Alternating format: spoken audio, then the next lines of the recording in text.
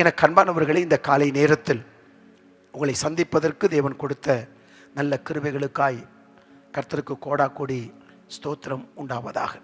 உங்களோடு கூட பேசுவதற்கு தேவனுடைய முகத்தை நான் நோக்கி பார்த்தபோது, தேவனோடு இருங்கள் என்ற தலைப்பில் உங்களோடு பேசுவதற்கு தேவன் வார்த்தைகளை கொடுத்தார். தேவனோடு இருங்கள் என்ற தலைப்பில் ஒரு வசனத்தை நாம் வாசிக்கலாம். 2 நாளாகமும் 15ஆம் அதிகாரத்தினுடைய 2வது வசனத்தை நாம் வாசிக்கலாம். 2 நாளாகமும் 15ஆம் அதிகாரத்தினுடைய 2வது வசனம். அவன் வெளியே ஆசாவுக்கு எதிர்கொண்டு போய் அவனை நோக்கி ஆசாவே, யூதா பென்யமீன் கோத்திரங்களின் சகல மனுஷரே, கேளுங்கள்.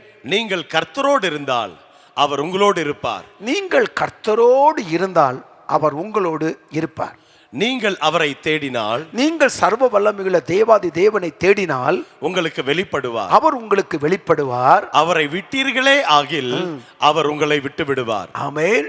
நீங்கள் கர்த்தரோடு இருந்தால் அவர் உங்களோடு இருப்பார். ஆமென்.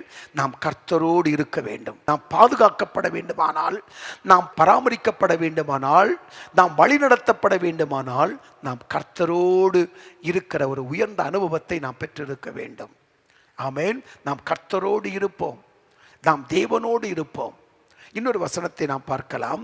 1 நாளாகமம் 28ஆம் அதிகாரம் 9வது வசனத்திலே, தாவீது தன் இறுதி நாட்களில் தன்னுடைய குமாரனாகிய சாலோமோனை அழைத்து கொடுக்கிற ஒரு ஆலோசனையை பாருங்கள். தன் இறுதி நாட்களில் தனக்கு பின்பு ஆட்சி செய்ய போகிற சாலோமோனை அழைத்து தாவீது கொடுக்கிற ஆலோசனையை பாருங்கள். என் குமாரனாகிய சாலமோனே, நீ உன் பிதாவின் தேவனை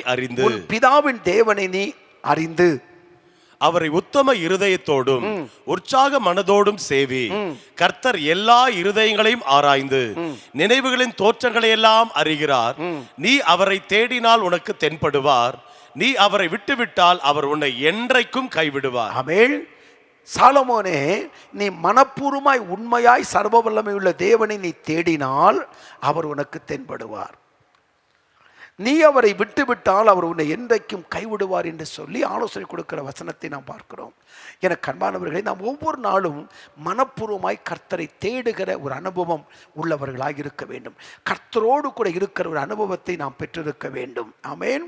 நாம் கர்த்தரோடு இருப்பதும், அவருடைய சமூகத்தில் காத்திருப்பதும், அவருடைய கரத்தில் இருப்பதும், அவரால் வழிநடத்தப்படுவதும் ஒரு சிறந்த அனுபவமாய் இருக்கிறது. ஆமென்.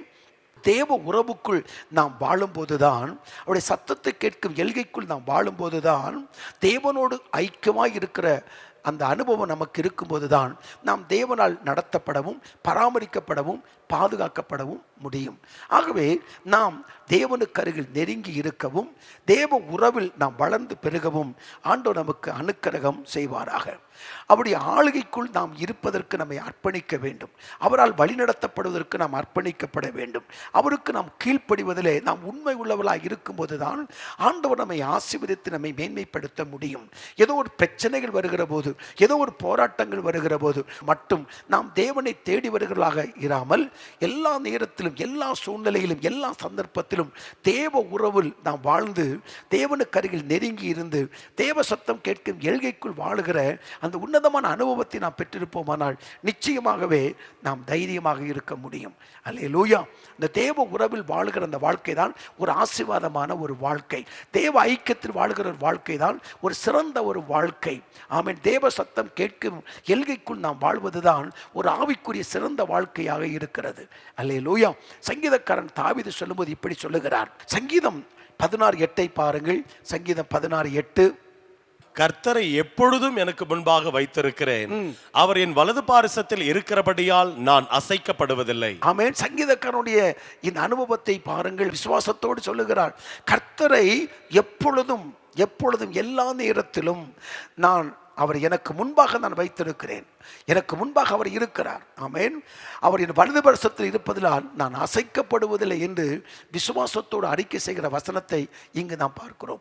நாமும் ஒவ்வொரு நாளும் காலையில் எழுந்து, ஆண்டவரே உம்மை நான் எனக்கு முன்பாக நான் வைத்திருக்கிறேன், நீர் எனது வலது பரிசத்தில் இருக்கிறீர், ஆகவே நான் அசைக்கப்படுவதில்லை என்று சொல்லி ஒவ்வொரு நாளும் காலையில் எழுந்து ஒரு விசுவாச அறிக்கை செய்வதாக நாம் காணப்பட வேண்டும். இதே வசனத்தை அப்போஸ்தலர் 2ஆம் அதிகாரம் 25வது வசனத்திலும் நீங்கள் வேதத்தில் நீங்கள் வாசிக்க முடியும். எனக்கு அன்பானவர்களே, கர்த்தர் எப்பொழுதும் எல்லா சூழ்நிலையிலும் அவரை நமக்கு முன்பாக வைத்திருப்பது ஒரு சிறந்த அனுபவமாக இருக்கிறது. சங்கீதம் 73:28 நாம் வாசிக்கிற போது, சங்கீதம் 73:28 பாருங்கள். எனக்கோ தேவனை அண்டிக் கொண்டிருப்பதே நலம். ஆமென். நான் தேவனை அண்டிக் கொண்டிருப்பதே எனக்கு மிகுந்த நலம். நான் உமது கிரியைகளை எல்லாம் சொல்லி வரும்படி கர்த்தராகிய ஆண்டவர் மேல் என் நம்பிக்கை வைத்திருக்கிறேன். ஆமென். நான் சர்வ வல்லமையுள்ள தேவன் மேல் நான் நம்பிக்கை வைத்திருக்கிறேன். நான் ஒரு மனிதனை நம்பவில்லை. ஆமென். படிப்பை நான் நம்பவில்லை, என் அறிவை நம்பவில்லை, என் அனுபவத்தை நான் நம்பவில்லை. நான் சர்வ வல்லமையுள்ள தேவன் மேல் நான் நம்பிக்கையாக இருக்கிறேன். கர்த்தாவே நீரே என் நம்பிக்கை. ஆமென். அவர்தான் நமக்கு நம்பிக்கையாக இருக்க வேண்டும். ஆமென். அருமையான கர்த்தருடைய பிள்ளையே, அவருடைய உறவில் நாம் நெருங்கி இருக்கும்போது தான் நாம் இப்படிப்பட்ட நம்பிக்கை வைக்கலாக நாம் இருப்போம். அது மட்டுமல்ல, சங்கீதம் 30:9 வாசிக்கிற போது, சங்கீதம் 30:9 பாருங்கள். கர்த்தாவே நீ எனக்கு செவி கொடுத்து என் மேல் இரக்கமாயிரும், கர்த்தாவே நீர் எனக்கு சகாயராயிரும் என்று சொல்லி. ஆமென். கர்த்தர் நமக்கு சகாயராயிருக்கிறார். எல்லா சூழ்நிலையிலும் எல்லா சந்தர்ப்பத்திலும் அவர் நமக்கு சகாயம் செய்கிற சர்வ வல்லமையுள்ள தேவனாய் அவர் இருக்கிறார். ஆமென். சங்கீதம் 18:30 நாம் வாசிக்கிற போது, இதில் ஒரு விசுவாசத்தோடு நாம் அறிக்கை செய்ய வேண்டிய ஒரு வசனம். இந்த நாட்களில், இந்த கொடிய நாட்களில், பாவங்களும் அக்கிரமங்களும் அநியாயங்களும் அதிகமாகி கொண்டிருக்கிற நாட்களில், பாதுகாப்பில்லாத இந்த நாட்களில் நான் அடிக்கடி சொல்லி ஜெபிக்க வேண்டிய ஒரு வசனம். சங்கீதம் 18:30 பாருங்கள். தேவனுடைய வழி உத்தமமானது, கர்த்தருடைய வசனம் புடமிடப்பட்டது, தம்மை நம்புகிற அனைவருக்கும் அவர் கேடகமாய் இருக்கிறார். தம்மை நம்புகிற அனைவருக்கும் அவர் கேடகமாய் இருக்கிறார், பாதுகாப்பாய் இருக்கிறார். நீதிமொழிகள் 2:7 பாருங்கள். நீதிமொழிகள் 2:7 பாருங்கள். அவர் நீதிமான்களுக்கு என்று மெய்ஞானத்தை வைத்திருக்கிறார், உத்தமமாய் நடக்கிறவர்களுக்கு அவர் கேடகமாய் இருக்கிறார். அவர் கேடகமாய் இருக்கிறார். ஆமென். அவர் கேடகமாய் இருக்கிறார். சர்வ வல்லமையுள்ள தேவன் நமக்கு பாதுகாப்பாய் இருக்கிறார். அவரை எனக்கு முன்பாக வைத்திருக்கிறேன், அவர் என் வலது பார்சத்தில் இருக்கிறார், அவர் எனக்கு கேடகமாய் இருக்கிறார், அவர் எனக்கு துணையாக இருக்கிறார். சங்கீதம் 118:6 வாசிக்கிற போது, சங்கீதம் 118:6 பாருங்கள். கர்த்தர் என் பட்சத்தில் இருக்கிறார், கர்த்தர் என் பட்சத்தில் இருக்கிறார், நான் பயப்படேன். ஆமென். கர்த்தரின் பட்சத்தில் இருக்கிறார், அவர் எனக்கு துணையாக இருக்கிறார், அவர் எனக்கு கேடகமாக இருக்கிறார். ஆமென். நாம் கர்த்தரோடு இருப்போமானால் இப்படிப்பட்ட ஆசீர்வாதங்கள் நமக்கு நிச்சயமாய் கிடைக்கும். ஆமென். அல்லேலூயா. ஏனென்றால் ஆண்டவர் சீசர்களை தெரிந்தெடுக்கிற போது தம்மோடு இருக்கும்படி தான் அவர் சீசரை தெரிந்து கொண்டார் என்று மார்க் 3ஆம் அதிகாரம் 14ஆம் வசனத்தில் நாம் வாசிக்கிறோம். ஆமென். இயேசுவோடு இருக்கிற, தேவனோடு இருக்கிற, அவரோடு நெருங்கி இருக்கிற, அவருடைய உறவில் வாழுகிற ஒரு வாழ்க்கை தான் ஒரு ஆவிக்குரிய சிறந்த வாழ்க்கையாக இருக்கிறது. மனிதனுடைய பார்வையில் நாம் எப்படி இருக்கிறோம் என்பது அல்ல, அதை குறித்து நாம் கவலைப்பட வேண்டிய அவசியமில்லை. ஆமென். தேவனுடைய பார்வையில் நாம் எப்படி இருக்கிறோம், அவருடைய பார்வையில் நாம் பாராட்டப்பட்டவர்களாக இருக்கிறோமா, நம்முடைய வாழ்க்கை தேவன் மெச்சிக்கொள்ளுகிறாரா என்பது தான் நாம் முக்கியம். மனிதனுடைய பார்வையில் நாம் எப்படி வேண்டுமானாலும் இருக்கலாம், ஆனாலும் அதில் நாம் சாட்சியாக இருக்க வேண்டும். அதோடு கூட மிக முக்கியமான இன்னொரு காரியம் என்ன, தேவனுடைய பார்வையில் நாம் எப்படி இருக்கிறோம். அல்லேலூயா. அப்படி என்றால் நாம் தேவனுடைய பார்வையில் விசேஷித்தவர்களாய் காணப்பட வேண்டியது அவசியமாக இருக்கிறது. அல்லேலூயா. நாம் தேவனோடு இருக்க வேண்டுமானால், தேவனுக்கு அருகில் நாம் நெருங்கி இருக்க வேண்டுமானால், அவருடைய சத்தம் கேட்கும் எல்கைக்குள் நாம் இருக்க வேண்டுமானால், நாம் அவரால் நடத்தப்பட வேண்டுமானால், அவரால் போதிக்கப்பட வேண்டுமானால், அவருடைய பாதுகாப்பு நமக்கு இருக்க வேண்டுமானால், நம்மிடத்தில் சில சிறந்த காரியங்களை தேவன் எதிர்பார்க்கிறார். ஆமென். அது என்ன என்பதை மட்டும் நாம் பார்த்து நாம் ஜெபிக்க போகிறோம். கர்த்தர் நம் மத்தியில் இருக்கிறார். கரங்களை உயர்த்தி அல்லேலூயா ஒரு சரணத்தை நாம் பாடுவோம். அல்லேலூயா. உன்னதத்தில் தேவனுக்கே மகிமை உண்டாகட்டும். உன்னதத்தில் சேர்ந்து பாடுவோம். தேவனுக்கே மகிமை உண்டாகட்டும். இந்த பூமியிலே சமாதானம் பிரியமும் உண்டாகட்டும். இந்த பூமியிலே சமாதானமும் பிரியமும் உண்டாகட்டும். ஐயா வாழ்க வாழ்க, உம் நாமம் வாழ்க. ராஜா வாழ்க வாழ்க, உம் நாமம் வாழ்க. தேடுகிற அனைவருமே மகிழ்ந்து களி கூறட்டும். தேடுகிற அனைவருமே மகிழ்ந்து களி கூறட்டும். இன்று பாடுகிற யாவருமே பரிசுத்தமாகட்டுமே.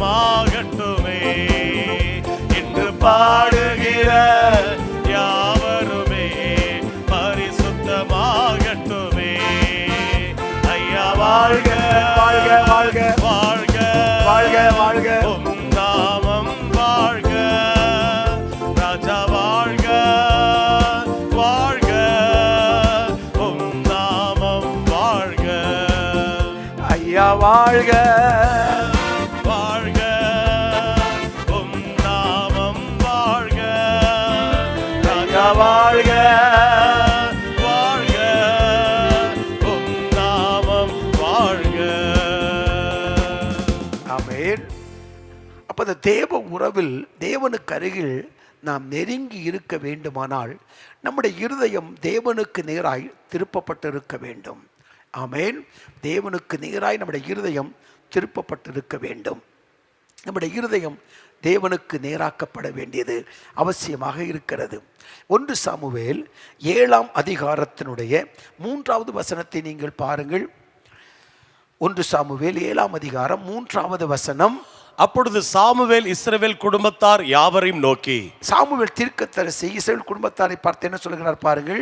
நீங்கள் உங்கள் முழு இருதயத்தோடும் கர்த்தரிடத்தில் திரும்புகிறவர்களானால். ஆமென். நீங்கள் முழு இருதயத்தோடு நீங்க கர்த்தரிடத்தில் நீங்க திரும்பணும். அவர் சொல்லுகிற வார்த்தை, நீங்கள் முழு இருதயத்தோடும் கர்த்தரிடத்தில் என்ன பண்ணணும், நீங்க திரும்பணும் என்று சொல்லுகிறார். ஆமென். நம்முடைய இருதயம் உலகத்தை நோக்கி திரும்பி இருக்கலாம், இல்லை என்ன உலக அறிவை நோக்கி திரும்பி இருக்கலாம், ஏதோ ஒரு காரியத்தை நோக்கி நாம் திரும்பி இருக்கலாம். ஆனால் நம்முடைய இருதயம் தேவனுக்கு நேராய் திரும்ப வேண்டும். அப்போதுதான் இந்த உறவில், தேவனுடைய உறவில் நாம் நெருங்கி இருக்க முடியும். ஆகவே நம்முடைய இருதயம் தேவனுக்கு நேராய் திருப்பப்படுவதற்கு நம்மை முற்றிலும் முழுவதும் நாம் அர்ப்பணிக்க வேண்டும். 2 நாளாகமம் 20:33 பாருங்கள். 2 நாளாகமம் 20ஆம் அதிகாரம் 33வது வசனத்தை நீங்கள் பாருங்கள். ஆனாலும் மேடைகள் தகர்க்கப்படவில்லை, ஜனங்கள் தங்கள் இருதயத்தை தங்கள் பிதாக்களின் தேவனுக்கு இன்னும் நேராக்காதிருந்தார்கள் என்று வாசிக்கிறோம். அல்லேலூயா. ஜனங்கள் தங்கள் இருதயத்தை தங்கள் பிதாக்களின் தேவனுக்கு நேராக்காமல் இருந்தார்கள் என்று வேதத்தில் வாசிக்கிறோம். ஆமென். அப்ப அந்த உறவில் நாம் நிலைத்திருக்க வேண்டுமானால், அதில் உறுதிப்பட்டு வளர வேண்டுமானால் நம்முடைய இருதயம் தேவனுக்கு நேராக்கப்பட வேண்டியது அவசியமாக இருக்கிறது. அது மட்டுமல்ல, நம்முடைய இருதயம் தேவனை விட்டு வெகு தூரமாய் தள்ளி போய்விடக்கூடாது.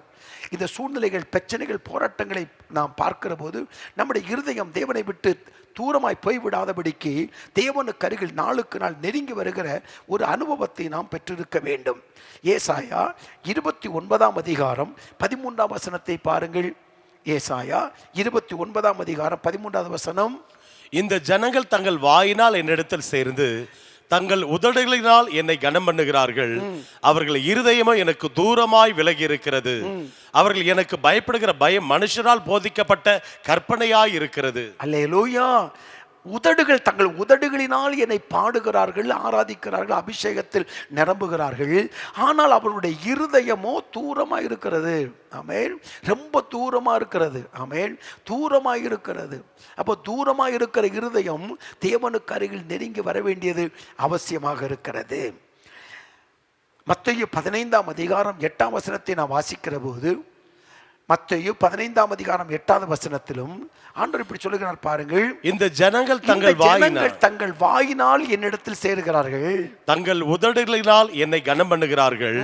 அவர்கள் இருதயம் எனக்கு தூரமாய் விலகி இருக்கிறது. ஆண்டவர் சொல்லுகிறார் பாருங்க, வாயினால் என்னிடத்தில் சேருகிறாங்க, நல்லா பாடுறாங்க, உதடுகளால் என்ன கனம் பண்றாங்க, ஆனா இருதயம் எங்கேயோ தூரமா இருக்குது. இருதயம் தள்ளி போய் இருக்கிறது, என் பக்கத்தில் வரவில்லை.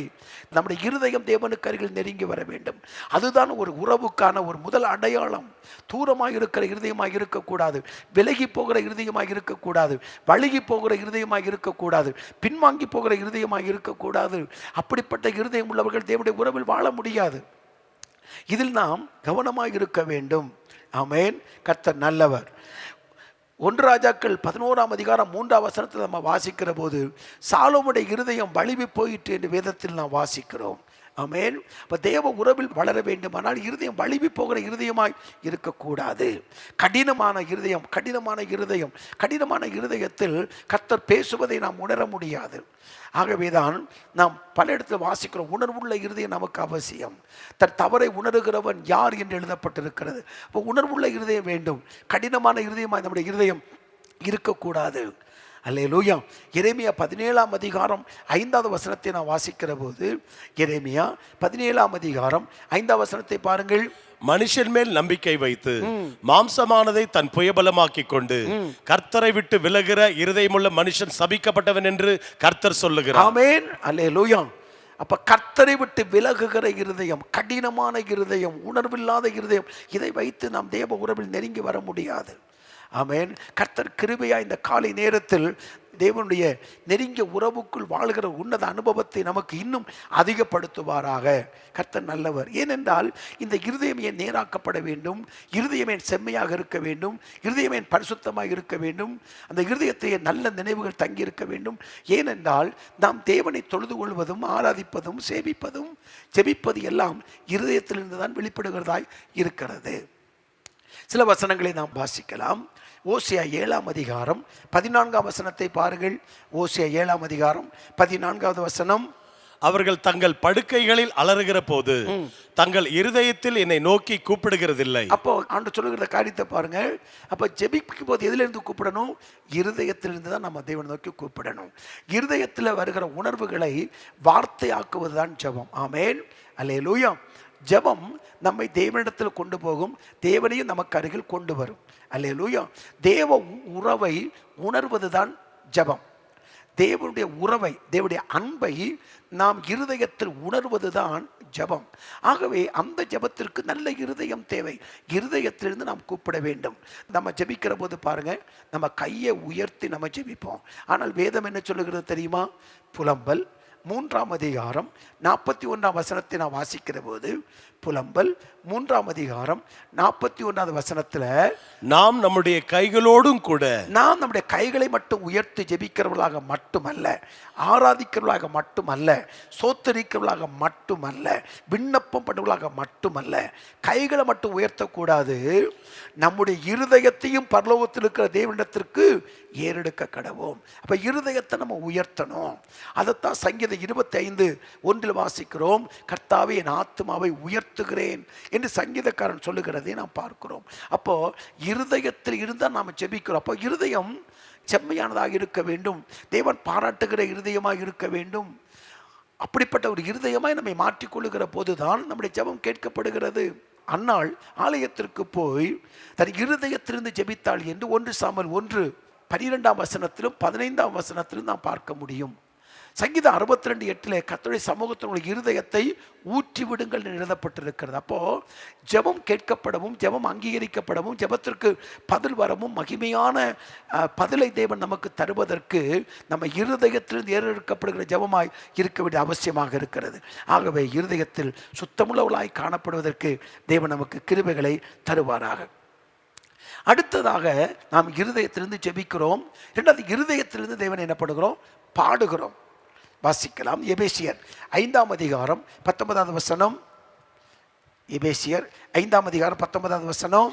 சங்கீதங்களினாலும் கீர்த்தனைகளினாலும் ஞான பாட்டுகளினாலும் ஒருவருக்கொருவர் புத்தி சொல்லிக்கொண்டு உங்கள் இருதயத்தில் கர்த்தரை பாடி கீர்த்தனம் பண்ணி. அப்ப இருதயத்துல என்ன பண்ணோம்? கர்த்தரை பாடி ஆராதிக்கிறோம். கொலோசையர் 3ஆம் அதிகாரம் 16ஆம் வசனத்தில் இதை வாசிக்கிறோம். கொலோசையர் 3:16 பாருங்கள். கிறிஸ்துவின் வசனம் உங்களுக்குள்ளே சகல ஞானத்தோடும் பரிபூர்ணமாக வாசமாய் இருப்பதாக சங்கீதங்களினாலும் கீர்த்தனைகளினாலும் ஞான பாட்டுகளினாலும் ஒருவருக்கொருவர் போதித்து புத்தி சொல்லிக் கொண்டு உங்கள் இருதயத்திலே கர்த்தரை பக்தியுடன் பாடி. அப்ப ஜெபிக்கிற போதும் ஜெப இருதயத்திலிருந்து வர வேண்டியதா இருக்கிறது, பாடும் போதும் இருதயத்திலிருந்து தான் கர்த்தரை என்ன பண்ணும், நம்ம பாட வேண்டியதாக இருக்கிறது. அல்லேலூயா, அல்லேலூயா. சங்கீதம் 71:23 பாருங்கள். சங்கீதம் 71:23 வேதம் இங்க என்ன சொல்லுகிறது? நான் பாடும்போது என் உதடுகளும் நீர் மீட்டுக் கொண்ட என் ஆத்மாவும் கெம்பீரித்து மகிழும். ஆமென். கெம்பீரித்து மகிழ வேண்டும். அப்போ இருதயம் தேவனுக்கு நேராக்கப்பட வேண்டும். அல்லேலூயா. அப்போ இருதயத்திலிருந்து தான் நம்ம ஜெபிக்கிறோம், இருதயத்திலிருந்து நம்ம கர்த்தரை பாடுகிறோம். அல்லேலூயா. அது மட்டுமல்ல, தேவனை நாம் அன்பு கூறுவதும் நம் இருதயத்தில் தான் அன்பு கூறுகிறோம்.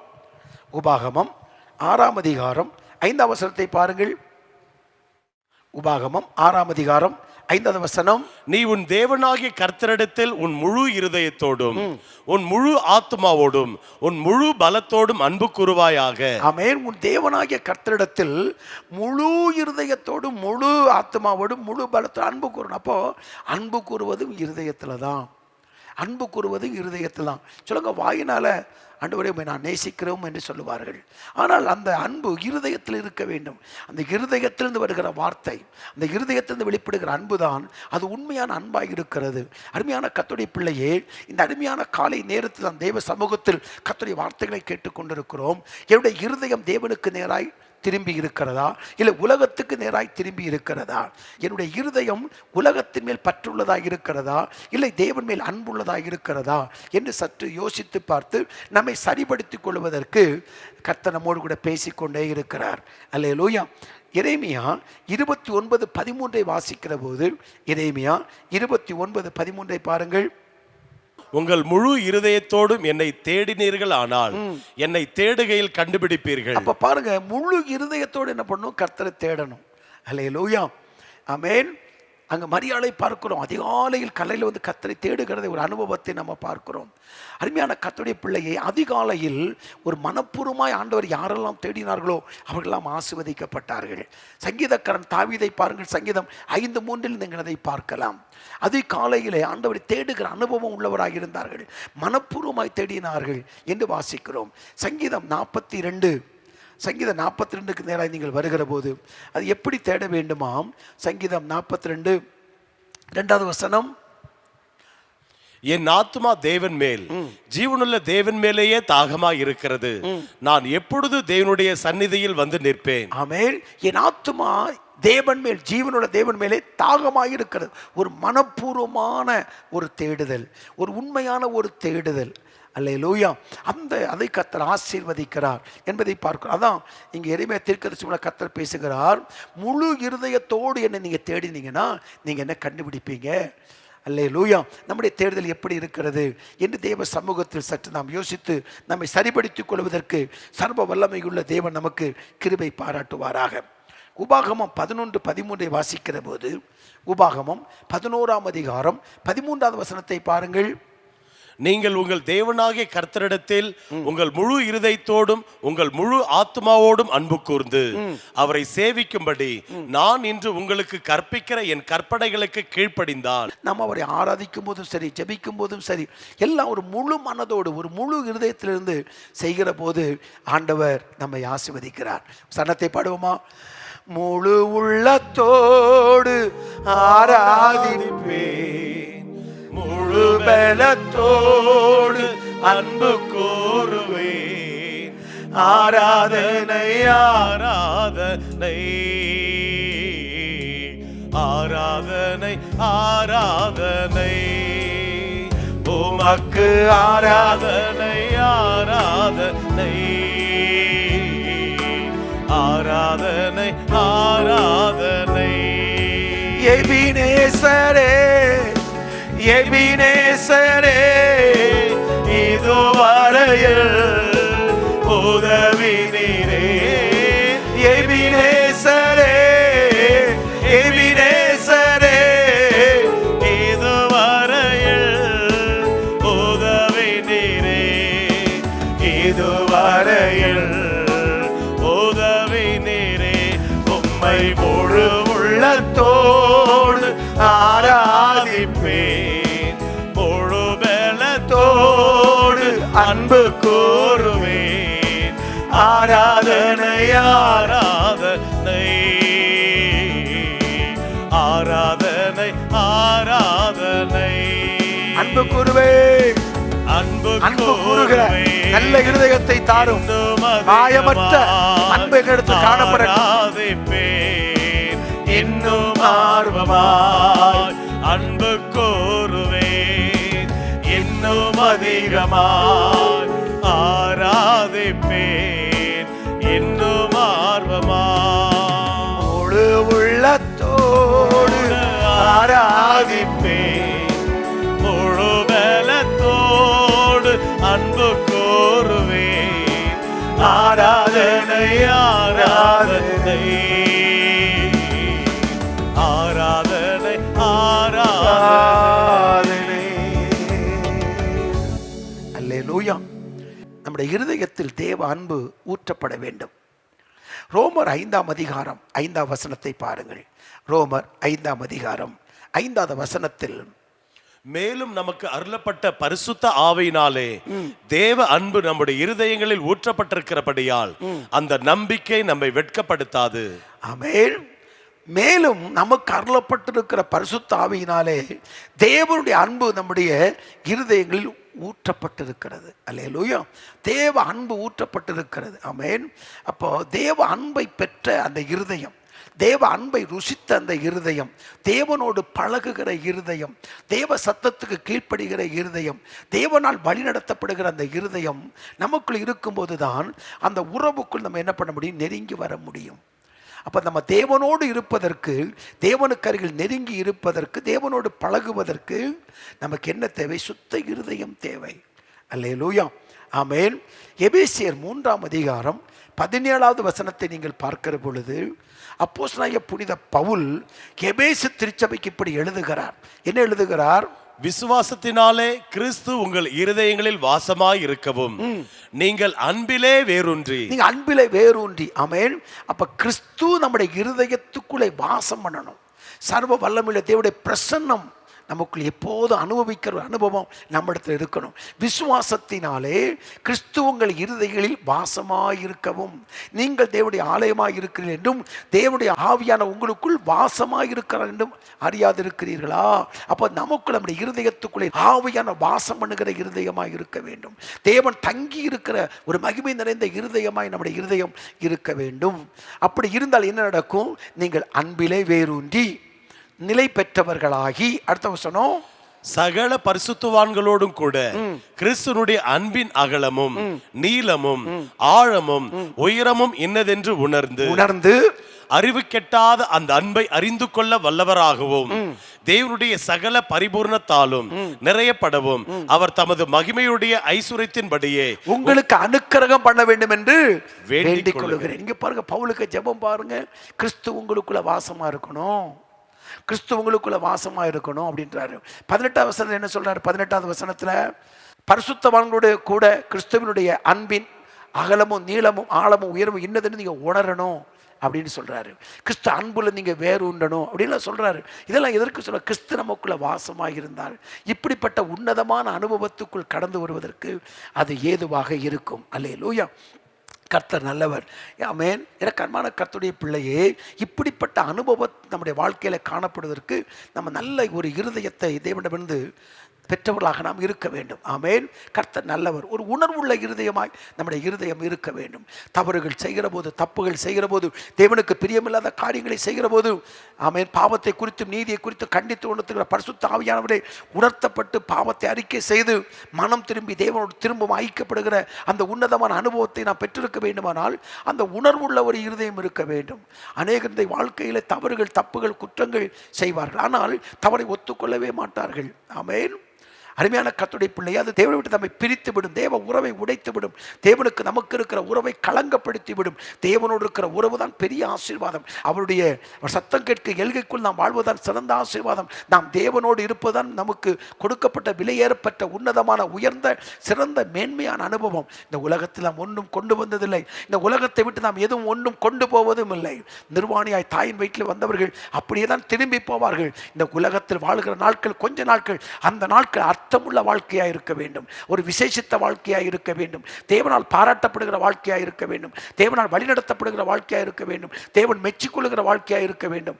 என்ன நோக்கத்திற்காக தேவன் நம்மை அழைத்தாரோ, என்ன நோக்கத்திற்காக தேவன் நம்மை பிடித்தாரோ, எதற்காக தெரிந்து கொண்டாரோ, அந்த நோக்கத்திற்காக வாழ்கிற வாழ்க்கைக்கு நேராய் கடந்து போக வேண்டுமானால் நாம் தேவனுடைய உறவில் இருக்க வேண்டும்.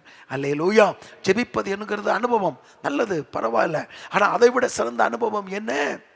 நாம் தேவனுடைய உறவில் இருப்பது.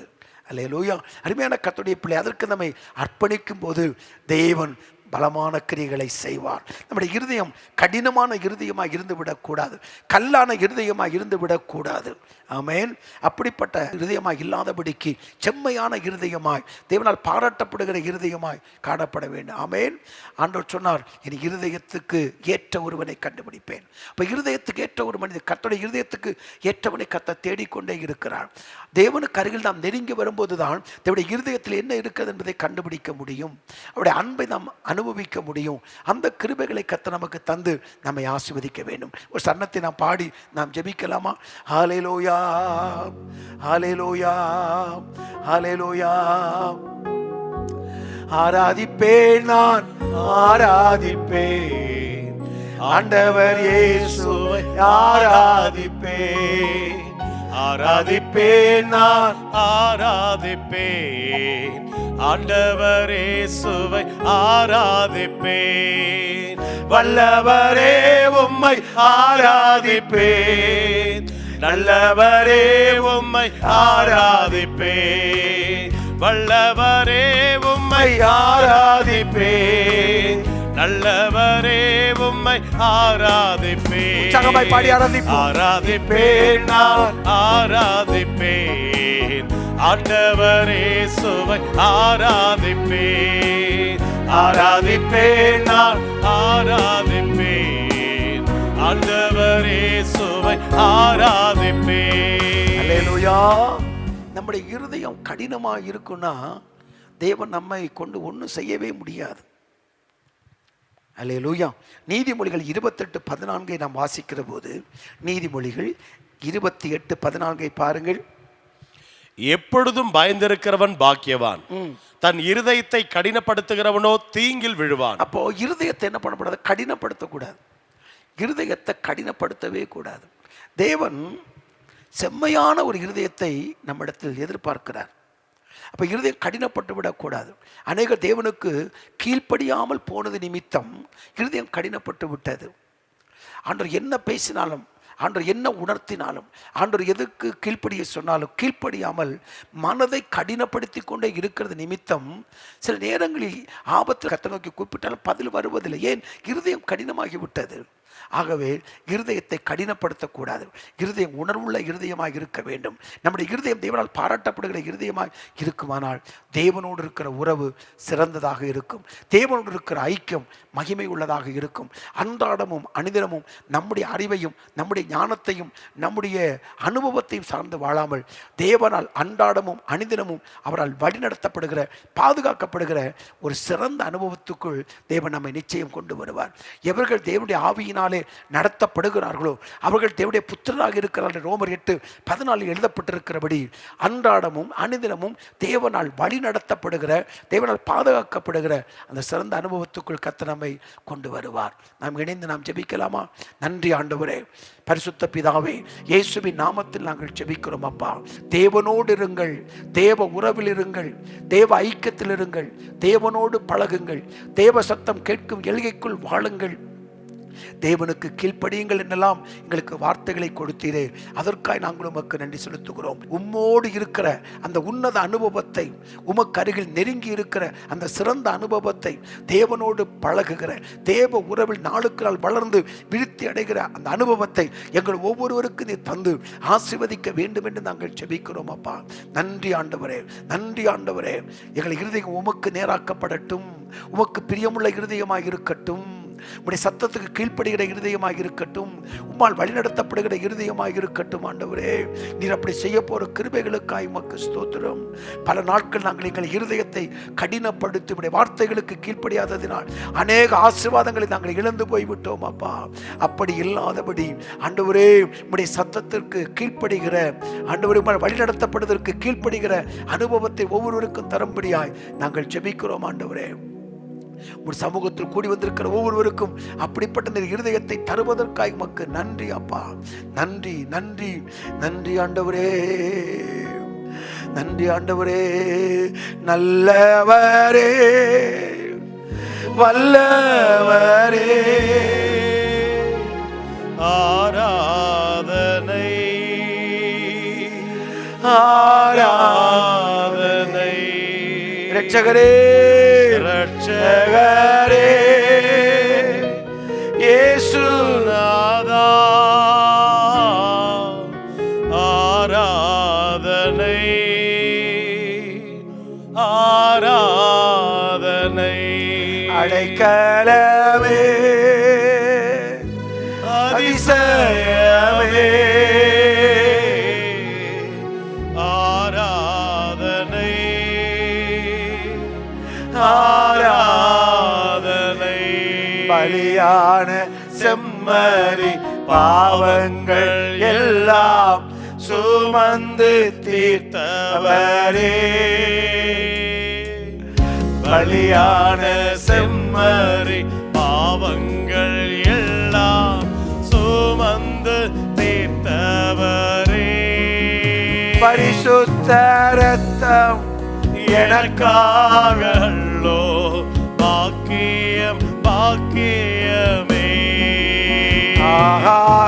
பரிசுத்த இரத்தம் எனக்காகல்லோ பாக்கியம் பாக்கியமே.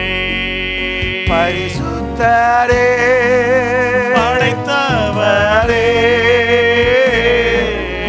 ஆராதனை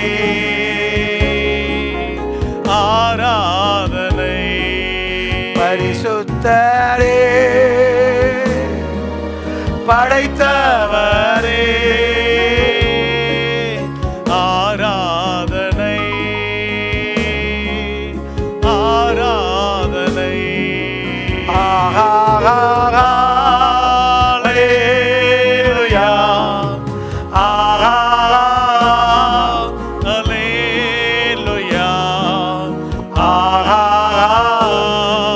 ஹல்லேலூயா, ஹல்லேலூயா,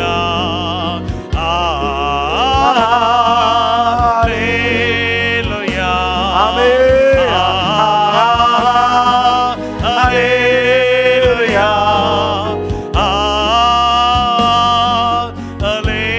ஹல்லேலூயா, ஹல்லேலூயா, ஹல்லேலூயா. தகப்பனே, ஆராதனைக்காய் நாங்கள் உமக்கு நன்றி செலுத்துகிறோம். உடைய சமூகத்தில் வந்து உம்மை பாடி ஆராதித்து உடைய வார்த்தைகளை கேட்டு ஜெபித்துக் கொண்டிருக்கிற ஒவ்வொருவருக்காக நாங்கள் ஜெபிக்கிறோம். உடைய குறைவுகளை கத்த நிறைவாக்க வேண்டும் என்று நாங்கள் ஜெபிக்கிறோம். ஜெபங்களை கேட்பதற்காய் உமக்கு ஸ்தோத்திரம். தேவனோடு இருக்க, தேவனுக்கு அருகில் நெருங்கி இருக்க, தேவ உறவில் இருக்க, தேவ சத்தம் கேட்கும் எல்கைக்குள் வாழ, தேவனுடைய வார்த்தைகளுக்கு மனப்பூர்வமாய் கீழ்ப்படிய, அன்றாடமும் அனுதினமும் உம்மால் நடத்தப்பட, போதிக்கப்பட, போஷிக்கப்பட அனுக்கிரகம் பண்ண வேண்டும் என்று நாங்கள் ஜெபிக்கிறோம். சமூகத்திற்கு ஒவ்வொருவரையும் கர்த்தர் அளவில்லாமல் ஆசீர்வதித்து கிருபையினாலும் இரக்கத்தினாலும் முடிசூட்ட வேண்டும் என்று நாங்கள் ஜெபிக்கிறோம். அன்பின் கருத்தில் ஒப்பு கொடுக்கிறோம் அப்பா. இம்மட்டும் எங்களை தப்பிவித்து கடந்து விடுவதற்கு உதவி செய்தீர் ஆண்டவரே. எவ்வளவோ பிரச்சனைகள், எவ்வளவோ போராட்டங்கள், இவைகளெல்லாம் தாண்டி கடந்து விடுவதற்கு தகப்பன் தன் பிள்ளையை சுமந்து எங்களை காத்து வந்தீரே. அதற்காக உமக்கு நன்றி ஆண்டவரே. ஒவ்வொருவரையும் ஆசீர்வதியும். அன்பு தகப்பன்மாரை ஆசீர்வதியும். தாய்மார்களை ஆசீர்வதியும். குடும்பத்தின் தலைவன் தலைவிகளை கத்தர் ஆசீர்வதியும். வாலிப தம்பி தங்களை கத்தர் ஆசீர்வதியும். குட்டி கண்மணி பிள்ளைகளை கத்தர் ஆசீர்வதித்து காக்கும்படியாக ஜெபிக்கிறோம். வேடடைய கண்ணிக்கும் பாழாக்கும் குள்ள நோக்கி தப்பிவித்து அதை காக்க வேண்டும் என்று நாங்கள் ஜெபிக்கிறோம். அப்பா நன்றி ஆண்டவரே. தகப்பன் தன் பிள்ளைகளுக்கு இறங்குறதை போல இறங்கும். 1000 தலைமுறைகளுக்கு இரக்கம் பாராட்டுகிறவர். இரக்கம் பாராட்ட வேண்டும் என்று நாங்கள் ஜெபிக்கிறோம். நன்றி ஆண்டவரே. நன்றி அப்பா. உடைய கிருபை சூழ்ந்து கொள்வதற்காய் நன்றி. உடைய இரக்கம் வெளிப்படுவதற்காய் நன்றி. உடைய காருண்யம் வெளிப்படுவதற்காய் நன்றி. தகப்பனே, இந்த ஆசீர்வாதமான இந்த காலை வேளைக்காய் உமக்கு நன்றி செலுத்துகிறோம். கடந்த நாட்கள் எல்லாம் எங்களை காத்தீர். ஒரு புதிய நாளை தந்தீர். உடைய சமூகத்திலிருந்து உம்மை பாடி ஆராதிக்க கிருபை கொடுத்தீர். உமக்கு நன்றி. இந்த ஆராதனையில் கலந்து கொண்ட ஒவ்வொருவரையும் கர்த்தர் ஆசீர்வதிப்பீராக. ஆண்டவரே, தேவனோடு இருக்கவும், தேவ உறவில் இருக்கவும், நெருங்கி இருக்கவும், அவரால் வழிநடத்தப்படவும் அனுக்கிரகம் பண்ணினபடியினால் உமக்கு நாங்கள் நன்றி செலுத்துகிறோம். உமக்கு கோடா கோடி ஸ்தோத்திரம். இப்பொழுதும் ஜெப குறிப்பை பதிவிட்டிருக்கிற தேவ ஜனங்களை அர்ப்பணித்து நாங்கள் ஜெபிக்கிறோம். ஜெபத்தை கேட்கிறவரே என்று எழுதப்பட்டிருக்கிறது. ஆண்டவரே, உடைய பிள்ளைகள் ஜெப குறிப்பை பதிவிடும் போதே உடைய கண்கள் அதை கண்டதப்பா. பல நாட்களாய் ஆண்டவரே, உடைய பிள்ளைகள் எதிர்பார்த்திருக்கிற இந்த ஆசீர்வாதங்கள் உடைய பிள்ளைகளுக்கு ஆண்டவரே வாக்கிய பண்ணும்படி அனுக்கிரகம் பண்ணும்படியாய் நாங்கள் ஜெபிக்கிறோம். அப்பா நன்றி ஆண்டவரே. நன்றி. ஜெபத்திற்கு பதில் கொடுக்கிற சர்வ வல்லமையுள்ள தேவனாய் இருப்பதற்காய் உமக்கு ஸ்தோத்திரம். நான் கூப்பிட்ட நாளிலே எனக்கு மறு உத்தரவு அருளினீர். என் ஆத்துமாவிலே பலன் தந்து என்னை தைரியப்படுத்தின சங்கீதக்காரன் சொன்னதைப் போல ஆண்டவரே பதில் கொடுத்து பலப்படுத்தி தைரியப்படுத்தி சுகத்தை கொடுத்து காத்துக்கொள்ளும்படியாக ஜெபிக்கிறோம். கடன் பிரச்சனைகள், வியாதியோடு போராடுகிற போராட்டங்கள், குடும்பத்தில் இருக்கிற பிரச்சனைகள் எதுவாக இருந்தாலும் விடுதலை கொடுத்து சமாதான சந்தோஷத்தோடு உடைய பிள்ளைகள் வாழ்வதற்கு வழி வாய்ப்பை உருவாக்கி தரும்படியாக நாங்கள் ஜெபிக்கிறோம். திறக்கக்கூடாதபடி பூட்டுகிறவரும் பூட்டக்கூடாதபடி திறக்கிறவருமாய் இருக்கிற சர்வ வல்லமையுள்ள தேவன் உடைய பிள்ளைகளுக்கு அனுகூலமான காரியத்தை செய்து துக்கத்தை சந்தோஷமாய் மாற்ற வேண்டும் என்று சொல்லி நாங்கள் ஜெபிக்கிறோம். எங்கள் ஜெபங்களை கேட்பதற்காக உமக்கு நன்றி. அதில் கடந்த ஒவ்வொருவரையும் நீர் ஆசீர்வாதத்தை மேன்மைப்படுத்தி உயர்த்தும். நீர் அப்படி செய்வதற்காக உமக்கு நன்றி. அன்பின் கரத்தில், அற்புத கரத்தில், அதிசய கரத்தில் தாழ்த்தி நாங்கள் ஒப்புக் கொடுக்கிறோம். எங்கள் ஜெபங்களை கேட்பதற்காக உமக்கு நன்றி. இயேசுவின் நாமத்தில் ஜெபிக்கிறேன் நல்ல பிதாவே. ஆமென், ஆமென். சேர்ந்து சொல்லுவோம். என் ஆத்துமாவே கர்த்தரை ஸ்தோத்திரி, என் முழு உள்ளமே பரிசுத்த நாமத்தை ஸ்தோத்திரி. என் ஆத்துமாவே கர்த்தரை ஸ்தோத்திரி. கர்த்தர் செய்த சகல உபகாரங்களையும் ஒரு நாளும் ஒருபோதும் மறவாதே. ஆமென்.